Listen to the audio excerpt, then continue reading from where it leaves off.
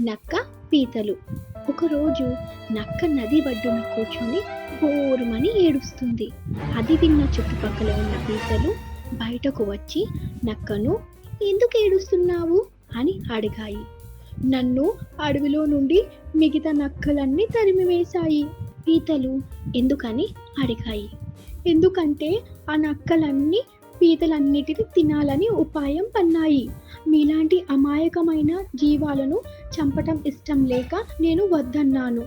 మరిప్పుడు ఎక్కడికి వెళ్తావు?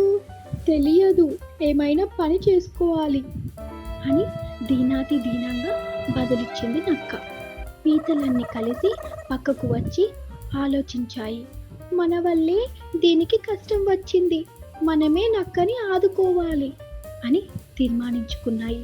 అవన్నీ కలిసి వెళ్ళి తమకు కాపలగా ఉండమని అడిగాయి. నక్క వెంటనే ఒప్పుకొని పీతలకు కృతజ్ఞత చెప్పింది. అప్పటి నుంచి రోజంతా నక్క పీతలతోనే ఉండేది. వాటి కథలు కబుర్లు చెప్తూ నవ్విస్తుంది. రాత్రయ్యింది. వెన్నెలలో నది తీరమంతా వెలిగిపోతుంది. వెన్నెల్లో మీరు ఎప్పుడైనా విహరించారా? చాలా బాగుంటుంది నక్క పీతలని అడిగింది. భయంతో ఎప్పుడు కన్నాల నుండి బయటకు రాలేదని చెప్పాయి పీతలు.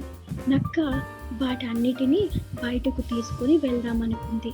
నేనుండగా మీకెందుకు భయం అని వాటిని నచ్చజెప్పి పీతలని బయలుదేరదీసింది. కొంత దూరం వెళ్ళాక నక్క మొలకటం మొదలుపెట్టింది. పీతలన్నీ ఆశ్చర్యంగా ఏమైందా అని చూస్తూ నిల్చున్నాయి. హఠాత్తుగా అడవిలో నుండి చాలా నక్కలు వచ్చి పీతల మీద పడ్డాయి. పీతలన్నీ బెదిరిపోయి చెల్లాచెదరమయ్యాయి. దొరికిన పీతల్ని దొరికినట్టు నక్కలు తినేశాయి. ఎలాగో ప్రాణాలు కాపాడుకున్న పీతలు తమ కన్నాలకు చేరి ఇక మీదట దుష్టులతో స్నేహం ప్రాణాల మీదికి తెస్తుందని అనుకున్నాయి. నా పాపంలో పాలు పంచుకుంటారా? రావణలంక అనే అడవిలో పులి తన కుటుంబంతో నివాసం ఉండేది. పులి అడవిలోని జంతువులన్నీ వేటాడి తెచ్చి తన భార్య బిడ్డలకు ఇచ్చేది. అవి సంతోషంగా వాటిని భుజించేవి. పులి ప్రతిరోజు వేటాడడం దినచర్యగా మారింది. పులి జంతువులన్నీ వేటాడమే కాకుండా అడవికి వచ్చిన వారిపై దాడి చేసేది.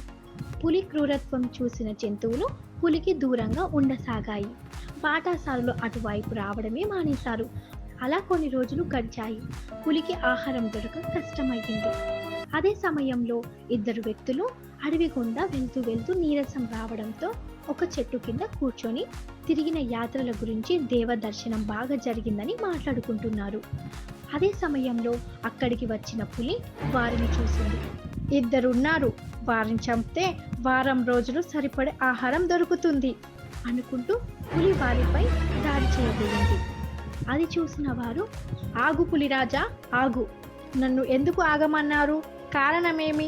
నాకు చాలా రోజులుగా ఆహారం లేక నేను నా కుటుంబం పస్తులున్నాం. మిమ్మల్ని చంపి ఆకలి తీర్చుకుంటాము అంటుంది పులి కోపంగా. అలానే పులిరాజా, మీరు అన్నట్టే కానివ్వండి, కానీ మాదొక విన్నపం. ఏంటిదది అని అంటుంది పులి. మీరు మీ భార్య బిడ్డల కోసమే కదా మమ్మల్ని చంపాలి అనుకుంటున్నారు.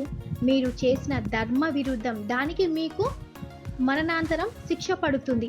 కావున మీరు వాళ్ళ దగ్గరికి వెళ్ళి నేను జీవించి ఉన్నప్పుడు చేసిన ప్రతి పని మంచి మరియు చెడు అయినా మీకోసమే చేశాను, కావున నా పాపాలలో పాలు పంచుకుంటారా అని అడగండి.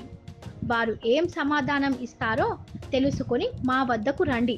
అప్పటి వరకు మేము మీ రాకకై నిరీక్షిస్తూ ఉంటాము. తర్వాత మమ్మల్ని చంపినా మాకు అభ్యంతరం లేదు. ధర్మం లేదు, అధర్మం లేదు. మీరు నా నుండి బయటపడటానికి చెబుతున్నారు అబద్ధాలు. నేను వెళ్ళగానే మీరు వెళ్ళిపోదామని పథకం వేస్తున్నారు కదా? మేము ఎటు వెళ్ళము, ఇక్కడే మీ రాకకై చూస్తుంటాము. మీరు నిశ్చితంగా వెళ్ళిరండి. అలాగే అంటూ పులి తన భార్య దగ్గరకు వెళ్ళి, నిన్ను ఒక ప్రశ్న అడుగుతాను, నీవు మొహమాటం లేకుండా జవాబు చెప్తావా? సరే, అడగండి. నేను ఇన్ని రోజులు జంతువులని, పక్షులని మరియు బాటసారులని వేటాడింది మీ ఆకలి తీర్చడానికే కదా? కాదని ఎవరన్నారు? మరి అయితే నా పాపాలలో సగం వాటా మీకు ఉంటుంది కదా? నీ కష్ట సుఖాలలో తోడు ఉంటాను అన్నాను, కానీ నీ పాపాలలో నాకు సంబంధం లేదు. నీ కర్మలకు నీవే బాధ్యుడివి. నీ శిక్షలు నీవే అనుభవించక తప్పదు. పులి తన పిల్లల దగ్గరకు వెళ్ళి నా పాపాలలో పాలు పంచుకుంటారా అని దీనంగా అడుగుతుంది. నాన్నగారు, మీరు కూడబెట్టిన సొమ్ము పంచుకోండి అంటే సంతోషంగా పంచుకుంటాము, కానీ పాపాలను ఎలా పంచుకుంటాము? మీ పాపాలకు మాకు ఎలాంటి సంబంధం లేదు. తన భార్య బిడ్డల జవాబులు విన్న పులికి సత్యం బోధపడింది. ఎవరి కర్మలకు వారే బాధ్యులని, అయితే అవి మంచివా చెడువా అని చూసుకోవడమే ఉత్తమం అని తెలుసుకొని పులి చెట్టు దగ్గర తన రాక కోసం నిరీక్షిస్తున్న వ్యక్తుల దగ్గరకు వెళ్ళి జరిగిన విషయమంతా వివరిస్తుంది. అది విన్న వ్యక్తులు, పులిరాజా, మీరే కాదు, ఈ భూమి పైన పుట్టిన ప్రతి ప్రాణి తెలుసుకోవాల్సిన విషయం ఇదే. ఎవ్వరి కర్మలకు వారే బాధ్యులు తప్ప తన భార్యో సంతానము బంధుమిత్రులో కాదు. కావున మీరు ఇక నుండి హింసను వీడి ధర్మ మార్గంలో నడవండి. పులి ఆనాటి నుండి జంతువులను హింసించడం వేటాడడం మానేసి మంచి మార్పు కలిగి జీవించసాగింది. ఈ కథలోని నీతి ఏమనగా, ధర్మం ముందు అధర్మం నిలబడదు. శ్రద్ధకి సాయం చేసిన కుందేలు నీతి కథ. ఒక అడవిలో ఒక కుందేలు ఉండేది. అది ఎంతో మంచిది, జాలి గుండె గలది, చేతనైనంత వరకు ఇతరులకు సాయపడుతుండేది.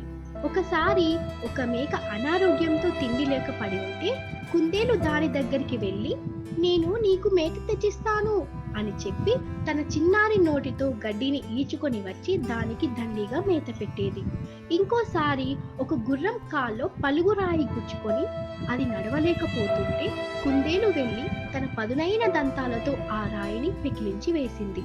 మరోసారి ఒక గ్రద్ద రెక్కలకు దెబ్బ తగిలి నేల మీద పడిపోగా కుందేలు వెళ్ళి చికిత్సకి పనికొచ్చే ఆకులను తెచ్చి పసరు పిండి ఆ పసరు గాయాలకు రాసి ఆ గాయాలు మానిపింది. ఆ తరువాత ఒక రోజు కుందేలును ఒక వేట కుక్క తరుముతోంది. కుందేలు ప్రాణభయంతో పరిగెడుతూ మేకను చూసి, నన్ను రక్షించు అంటూ అడిగింది. అందుకు మేక, ఇప్పుడు కుదరదు, నాకు పని ఉంది అంటూ అక్కడి నుండి వెళ్ళిపోయింది. ఇంతలో గుర్రం రాగా, నన్ను రక్షించు అని అడిగింది కుందేలు. నా యజమాని నా కోసం ఎదురు చూస్తుంటాడు అంటూ గుర్రం కూడా వెళ్ళిపోయింది. అప్పుడు ఆకాశంలో ఎగిరి వెళుతున్న ఓ గ్రద్ద వచ్చి, మిత్రమా, నన్ను గట్టిగా పట్టుకో అని వేట కుక్క బారి నుండి కుందేలును రక్షించి దూరంగా తీసుకువెళ్ళి దిగుబెట్టింది. ఈ కథలోని నీతి ఏమిటంటే, నీవు ఇతరులకు సాయం చేయడమే కాదు, నీ సాయం పొందిన వాళ్ళు అవసరంలో నిన్ను ఆదుకుంటున్నారా లేదా గమనించడము అవసరమే. పావురం, కాకి. ఒక గ్రామంలో ఒక చెట్టు మీద పావురం గూడు కట్టుకొని నివసించేది. అదే చెట్టు పక్కన ఒక ఇల్లు ఉండేది. ఆ ఇంటి గృహిణి రోజు ఆ చెట్టు ముందు గింజలు వేసేది. పావురం చెట్టు దిగి ఆ గింజలు తిని వెళ్ళేది. ఇలా కొంతకాలం గడిచింది. ఒకరోజు ఒక కాకి వేరే ఊరి నుండి ఆ గ్రామానికి వచ్చి పావురం ఉండే చెట్టుపై వాలింది. ఆ గృహిణి గింజలు చల్లటం, పావురం తినడం చూసింది. ఆహా, ఈ పావురం ఎంత హాయిగా జీవిస్తుందో, ఆహారం కోసం వెతికే అవసరమే లేదు దానికి. నేను కూడా ఈ ఇంట్లో ఆహారం తినవచ్చు, కష్టపడి ఆహారం వెతికే అవసరమే ఉండదు అని తన మనసులో అనుకుంది.